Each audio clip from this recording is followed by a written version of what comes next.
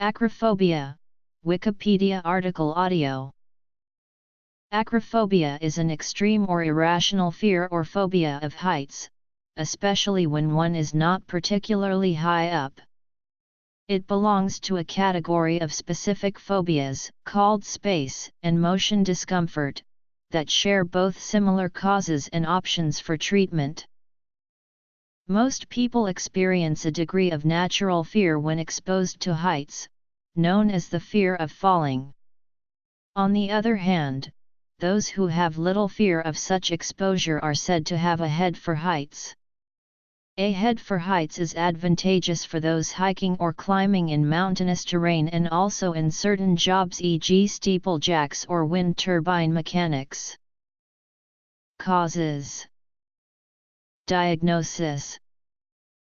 People with acrophobia can experience a panic attack in high places and become too agitated to get themselves down safely.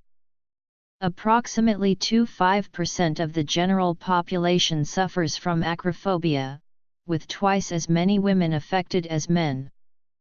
The term is from the Greek, kaparo-omikron, akron, meaning peak, summit, edge, and phi beta omicron, phobos, fear. Traditionally, acrophobia has been attributed, like other phobias, to conditioning or a traumatic experience. Recent studies have cast doubt on this explanation.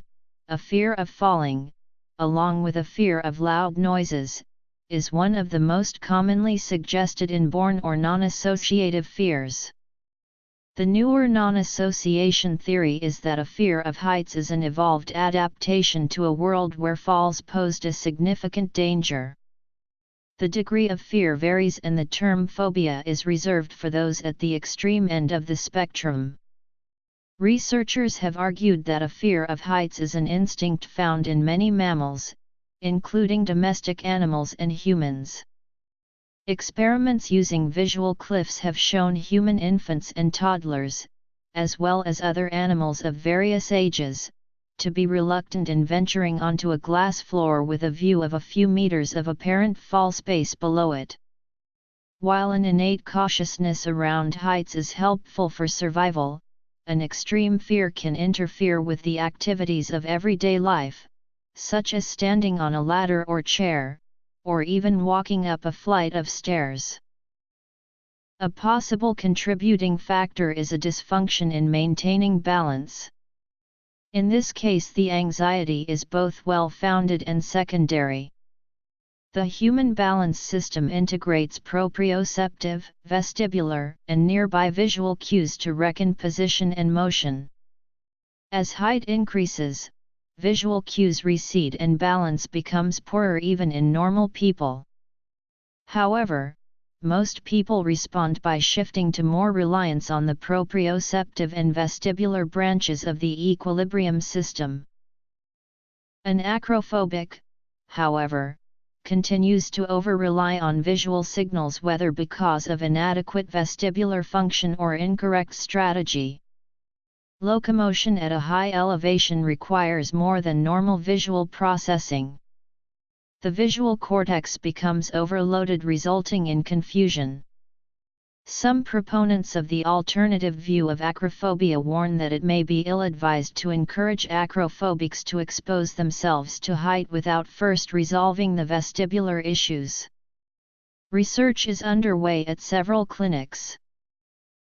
Vertigo is often used to describe a fear of heights, but it is more accurately a spinning sensation that occurs when one is not actually spinning. It can be triggered by looking down from a high place, by looking straight up at a high place or tall object, or even by watching something go past at high speed, but this alone does not describe vertigo.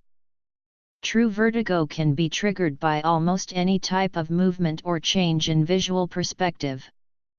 Vertigo is called height vertigo when the sensation of vertigo is triggered by heights. Confusion with vertigo. There have been a number of studies into using virtual reality therapy for acrophobia. Many different types of medications are used in the treatment of phobias like fear of heights, including traditional anti-anxiety drugs such as benzodiazepines, and newer options like antidepressants and beta blockers. Treatment. Some desensitization treatments produce short-term improvements in symptoms. Long-term treatment success has been elusive. True acrophobia is uncommon. A related, milder form of visually triggered fear or anxiety is called visual height intolerance. Up to 1/3 of people may have some level of visual height intolerance. Prognosis. In the Alfred Hitchcock film Vertigo, John Scotty Ferguson, played by James Stewart, has to resign from the police force after an incident which causes him to develop both acrophobia and vertigo. The word vertigo is only mentioned once, while acrophobia is mentioned several times. Early on in the film, Ferguson faints while climbing a stepladder. There are numerous references throughout the film to fear of heights and falling. Epidemiology. Society and culture. The Scariest Path in the World, a direct test, video shot on El Camino del Rey, approaching Maquinódromo.